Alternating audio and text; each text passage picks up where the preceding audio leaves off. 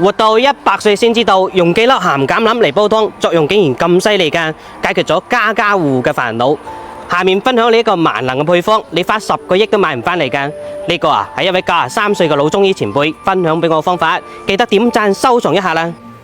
成日煙咩酒，呢度啊嗰啲黃色白色嘅嘢特別多。今日呢個湯啊，你就要勤力啲煲嚟飲啦。嚟睇下今日嘅主要食材先。首先準備咗1斤嘅龍骨、鹹橄欖、1個蘋果、少少薑片。我用嘅呢係呢種福建嘅鹹橄欖，呢個啊先至係呢啖湯嘅靈魂啊！每次呢煲湯拎出個2-3粒，一包啊夠用成年噶啦。拎出個2-3粒，然後清洗乾淨，洗下啲鹽啊就唔會咁鹹啦。然後大力拍扁，咁樣啊煲出嚟嘅湯先至入味啊！呢個鹹橄欖啊對呢度好有幫助噶。然後將蘋果切塊。朋友們，我將自己終身受益嘅養生食療小妙招毫無保留咁分享俾大家，可唔可以雙擊點個免費嘅小心心，鼓勵同支持一下？萬分感謝啊！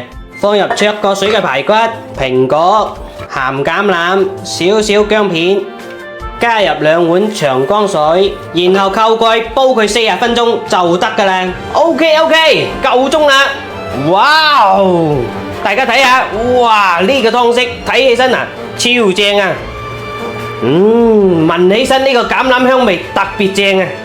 嚟睇下先，哇哦，哇哦，哇哦！就係用排骨同蘋果一齊燉出嚟，白雪雪啊！咁樣嘅湯真係正，蘋果都已經煮到軟爛熟透啊！呢個味道就證明咗營養就已經煮出嚟咗啦。咁樣嘅蘋果食起身啊，都係滑雪雪嘅，正啊！嚟，整翻碗先。上個禮拜啊，我屋企人成日都係大魚大肉，又中意食辣喎。呢度啊，成晚都係睇住都心痛啊！多得呢個湯啊，煲咗2次，呢度啊就冇噶啦。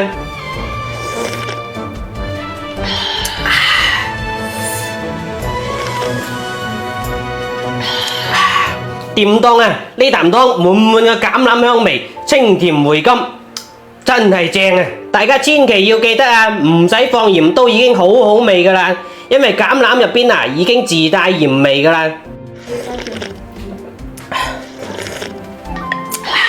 呢啖湯啊，最重要嗰一點就係佢生真，讓你飲完又想飲，欲罷不能啊！